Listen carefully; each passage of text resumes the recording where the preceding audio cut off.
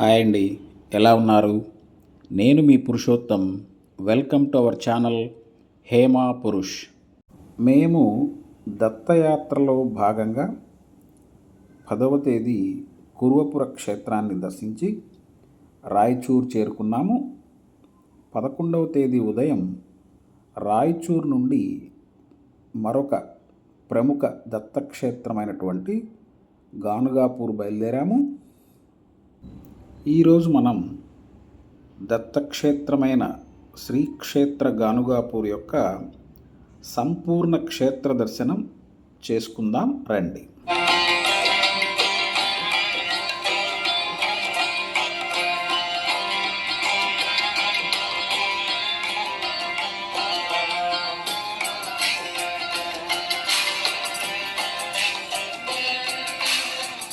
రాయచూర్లో 7:30కు బయలుదేరినటువంటి మేము coffee break కోసం ఈ ప్రాంతంలో ఆగడం జరిగింది. ఇక్కడంతా ఎక్కువగా పత్తి చేలు కనపడతాయండి, మెట్ట ప్రాంతాలు. ఒక మంచి కాఫీ తీసుకున్న తర్వాత మా ప్రయాణం గానుగాపూర్ వైపుగా సాగింది. రాయచూర్ నుండి గానుగాపూర్ చేరుకోవాలంటే ముందుగా మనం కాలాబురగి చేరుకోవాల్సి ఉంటుంది. అదేనండి అప్పట్లో గుల్బర్గా అని పిలిచేవాళ్ళు. అక్కడ నుండి ఒక 50 కిలోమీటర్లు ప్రయాణించి మనం ఈ గానుగాపూర్ దత్తక్షేత్రాన్ని చేరుకోవచ్చు. అంటే మొత్తంగా రాయచూర్ నుండి గానుగాపూర్ క్షేత్రము 212 కిలోమీటర్ల దూరంలో ఉంటుంది. ఆ హైవే పక్కనున్న ఆ కొండ ఆకృతులను గమనించండి, ఎంత బాగున్నాయో.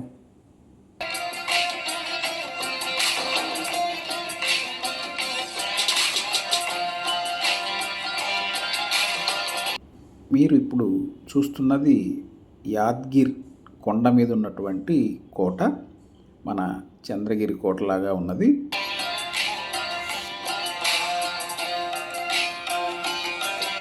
మార్గ మధ్యలో అల్పాహారం కోసం ఇక్కడ ఆగాం.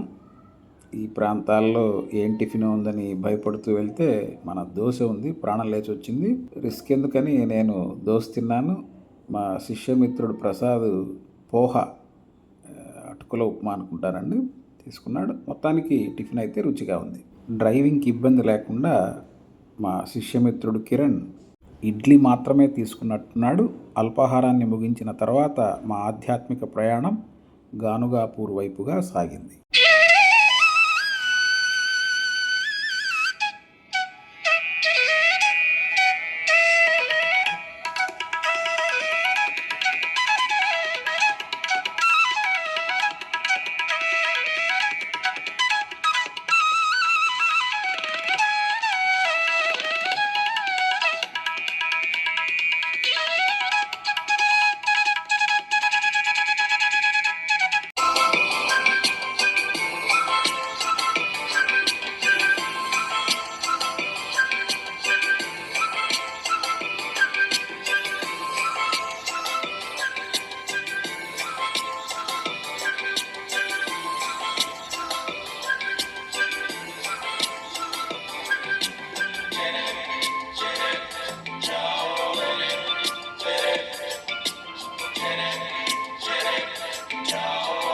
ఆ కనపడుతున్నదే గానుగాపూర్ మార్గానికి సంబంధించినటువంటి ప్రవేశ ద్వారం అండి. జై గురుదత్త.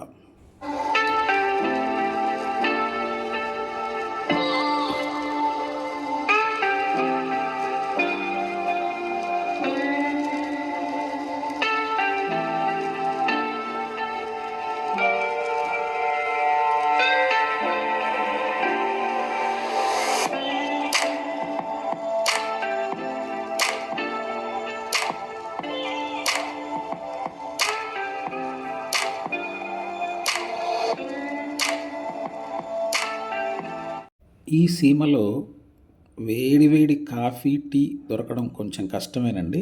ఎక్కడ చూసినా కూడా చెరకు రసం బండ్లే ఉంటాయి. రాయచూర్లో 7:30కు బయలుదేరినటువంటి మేము సుమారు 212 కిలోమీటర్ల కారు ప్రయాణం చేసి 11:20 ఆ ప్రాంతంలో గానుగాపూర్ చేరుకున్నాము. మేము తీసుకున్నటువంటి లాడ్జ్ ఇదే, సంగం లాడ్జ్. దేవాలయానికి చాలా దగ్గరలో ఉంది, నడుస్తూ వెళ్ళిపోవచ్చు.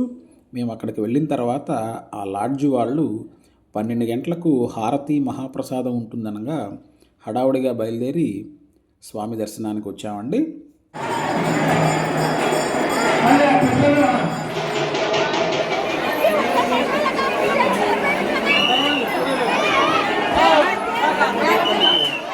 భక్తుల రద్దీ అధికంగా ఉన్నది. తృప్తిగా దత్తాత్రేయ స్వామి దర్శనం చేసుకున్నాం. పాదుకా దర్శనం 12 వరకే ఉండడంతో ఈ భక్తుల రద్దీ ఎక్కువగా ఉన్నదని తెలుస్తున్నది. హారతి చూసుకొని మహాప్రసాదం స్వీకరించిన తర్వాత మేము లాడ్జ్కి బయలుదేరాం. సాయంత్రంగా భక్తులు కొంచెం తక్కువగా ఉంటారని చెప్పడంతో తిరిగి మరొక దర్శనానికి వద్దామనే ఉద్దేశంతో బయటకు వచ్చి ఆ మాడవీధులలో ఉన్నటువంటి ఒక హోటల్లో లంచ్కి అని వెళ్ళాం. ఆ కాలాబురిగి రోటీలు తప్ప అక్కడ ఏం లేవు, అవే తిని బయలుదేరాం. ఇప్పుడు ఈ గానుగాపూర్ క్షేత్రంలో ఉన్నటువంటి అష్టతీర్థాలలో స్నానమాచరించడానికి ఒక ఆటో అతన్ని మాట్లాడుకున్నాం. 700 రూపాయలు ఛార్జ్ చేశారు.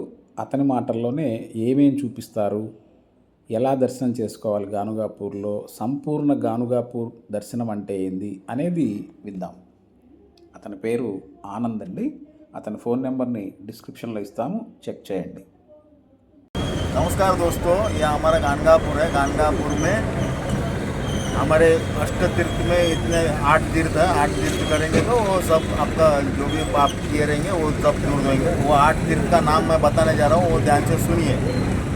एक षटकुल है, एक नरसिंह दत्ता है, तीसरा है भागीरथी, चौथा है पाप विनाशी, पाँचवा है कोटि तीर्थ, छवा है रुद्रपार तीर्थ, सातवां है चक्र तीर्थ, आठवां है मनमत तीर्थ। मनमत तीर्थ के बाद कल्लेश्वर तीर्थ आता है।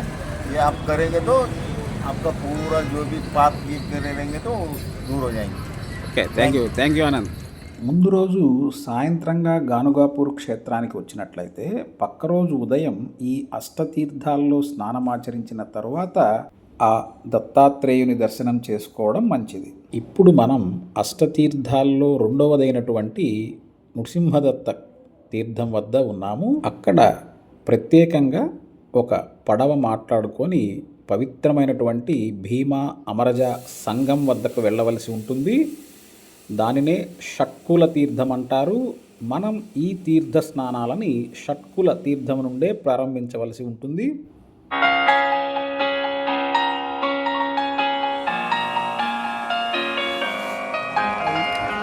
సేమ్ ఇదే.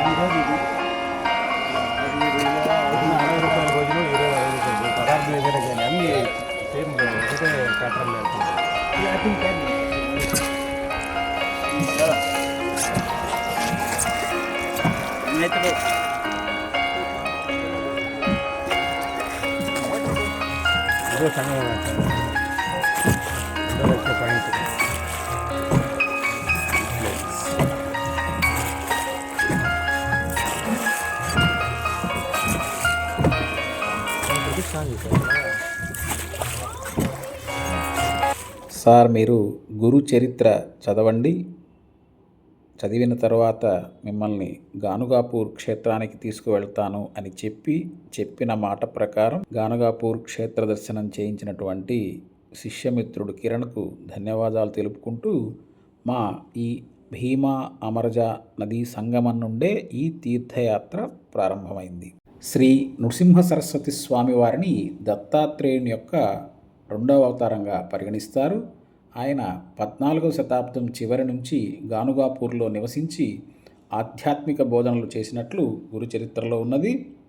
భీమా అమరజ నదుల సంగమం అంటే ఈ ప్రదేశంలో స్నానం చేసి గానుగాపూర్లోని కనీసం 5 ఇళ్ల వద్ద భిక్ష అందుకొని ఆలయం వద్ద పాదుకా పూజ చేస్తే పాప విముక్తి, మానసిక భయాలు తొలగడం, కోరికలు నెరవేరడం జరుగుతుందని భక్తులు విశ్వసిస్తారు. మొదటగా ఈ షట్కుల తీర్థములో స్నానమాచరించిన తర్వాత మా ఈ ఆధ్యాత్మిక ప్రయాణం నృసింహ తీర్థం వైపుగా సాగింది. శ్రీ గురు చరిత్ర ప్రకారం శ్రీ నరసింహ సరస్వతి వారు తాను ఎప్పటికీ గానుగాపూర్లోనే ఉంటానని, ప్రతిరోజు మధ్యాహ్నం 12 గంటలకు భిక్ష కోసం గ్రామంలో తిరుగుతానని వాగ్దానం ఇచ్చినట్లు చెప్తారు. ఇది నేటికి ఆధ్యాత్మిక గాథగా నిలిచింది. శ్రీ నృసింహ సరస్వతి స్వామివారు మొదట ఈ సంగమ ప్రదేశంలోనే తపస్సు చేసి ప్రతిరోజు ఇక్కడ స్నానమాచరించి భిక్ష కోసం గ్రామానికి వెళ్ళేవారని గురుచరిత్ర చెబుతోంది. అందువల్ల ఈ సంగమ ప్రాంతాన్ని అత్యంత పవిత్రంగా భావిస్తారు. అష్టతీర్థాల్లో రెండవదైన నృసింహతీర్థం వద్ద స్నానమాచరిస్తున్నాం.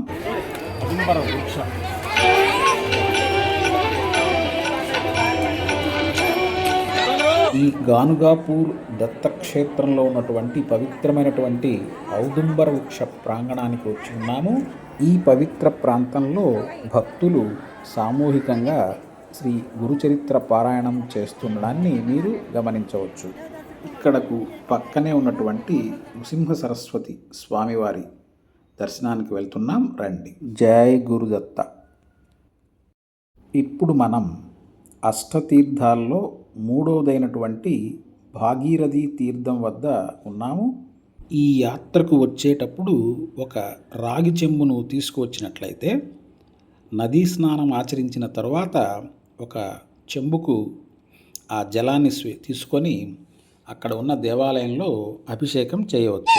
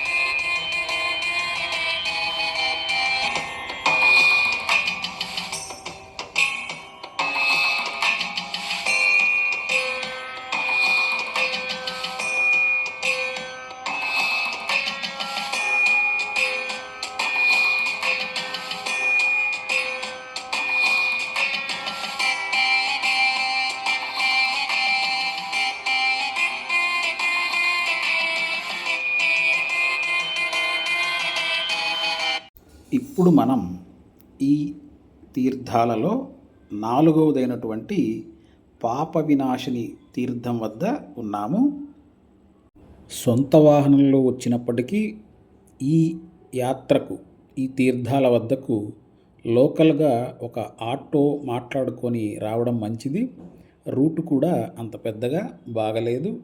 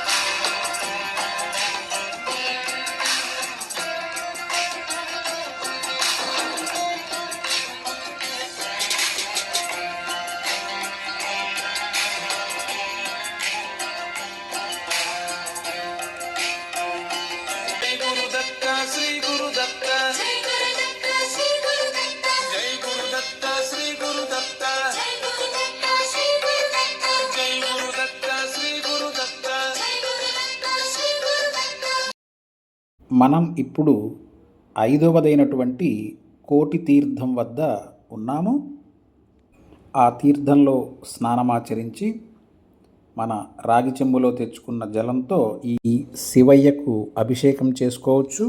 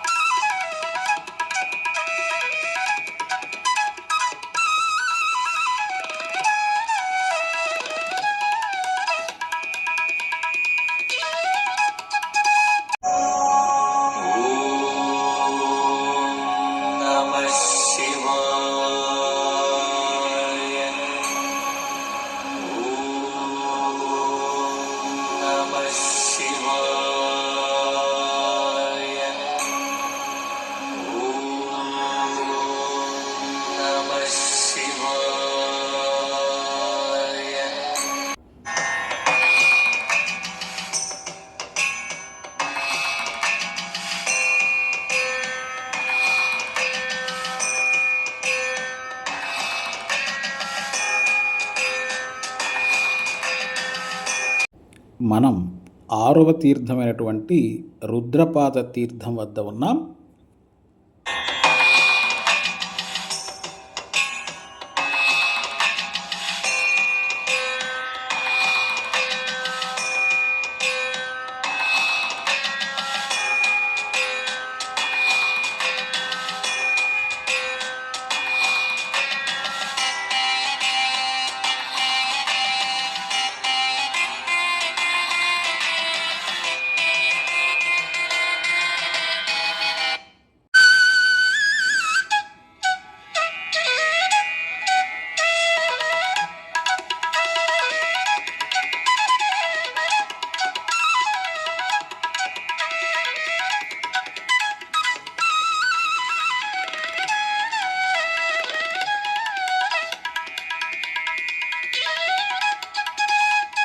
మీరు చూస్తున్నది 7వ తీర్థమైనటువంటి చక్రతీర్థం.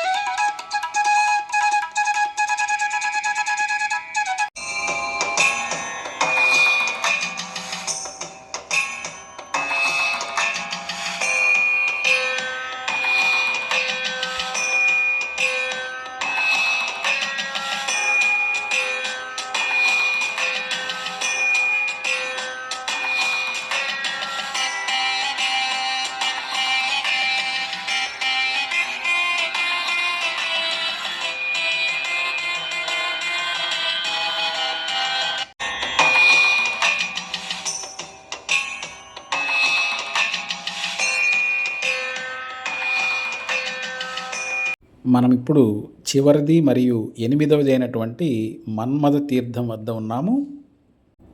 ఇక్కడ స్నానం ఆచరించినట్లయితే మన అష్టతీర్థముల స్నానము సుసంపన్నమవుతుంది.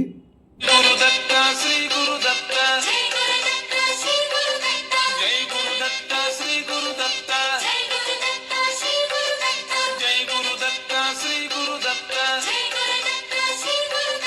జై గురుదత్త శ్రీ గురుదత్త జై గురుదత్త శ్రీ గురుదత్త జై గురుదత్త శ్రీ గురుదత్త జై గురుదత్త శ్రీ గురుదత్త జై గురుదత్త శ్రీ గురుదత్త జై గురుదత్త శ్రీ గురుదత్త జై గురుదత్త శ్రీ గురుదత్త జై గురుదత్త శ్రీ గురుదత్త జై గురుదత్త శ్రీ గురుదత్త జై గురుదత్త శ్రీ గురుదత్త జై గురుదత్త శ్రీ గురుదత్త జై గురుదత్త శ్రీ గురుదత్త. ఈ అష్టతీర్థ స్నానము ఆచరించిన తరువాత మనం కల్లేశ్వర తీర్థం వద్దకు వెళ్తున్నాం. రండి. ఇక్కడ మనం శివాలయాన్ని దర్శించినట్లయితే గోకర్ణంలో ఉన్న మహాబలేశ్వరుని దర్శించినంత పుణ్యంగా భక్తులు భావిస్తారు. ఈ ప్రాంగణంలోనే మన శనిసింగనాపూర్లో ఉన్నట్లుగా శనీశ్వర దేవాలయం కూడా ఉన్నది, దర్శించుకోవచ్చు. ఓం నమః శివాయ. ఈ తీర్థం వద్ద అష్టతీర్థాలకు సంబంధించినటువంటి సమాచారం అంతా కూడా ఒక ఫ్లెక్సీ రూపంలో ఉన్నది. ఇవన్నీ అయిపోయిన తర్వాత మా ఆటో ఆనంద్ మమ్మల్ని తిరిగి మా సంగం లాడ్జ్ వద్ద దింపి మాకు ఒక చిన్న బైట్ ఇచ్చి వెళ్ళారు.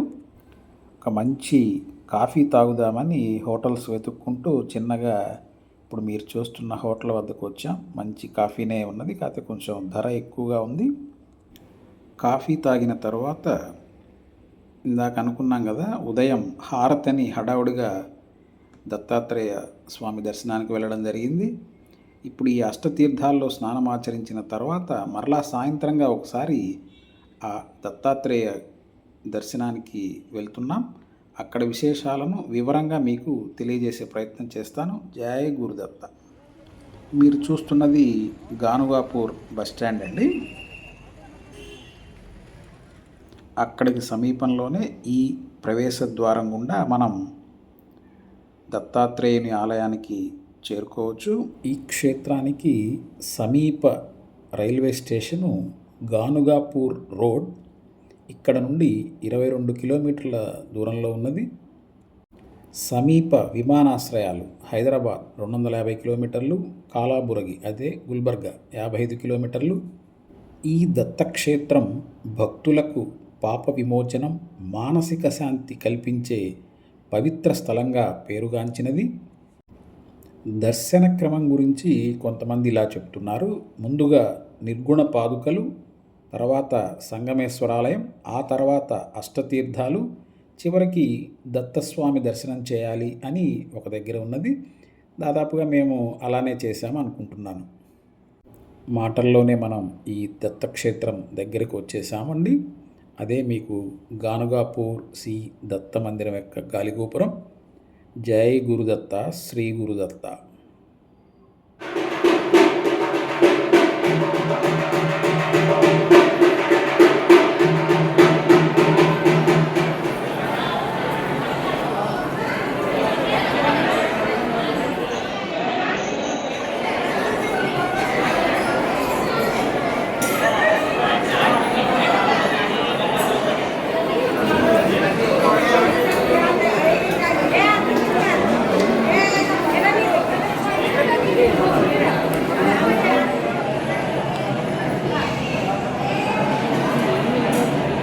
కాదు ఇప్పుడు మధ్యాహ్నం దాకా సార్ ఉండేది. అవును.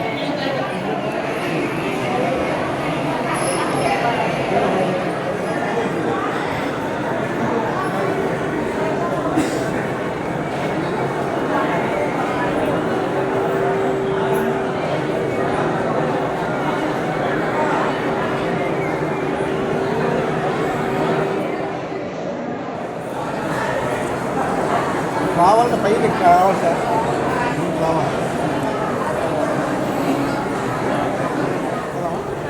నేనే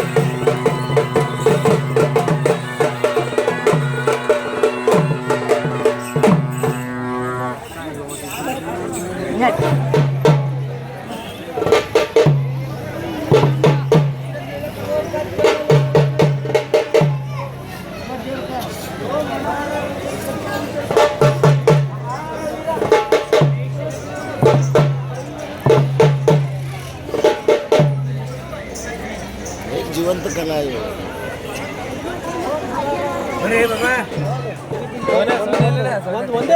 ಒಂದು ವಚನ ಲಾಸ್ಟ್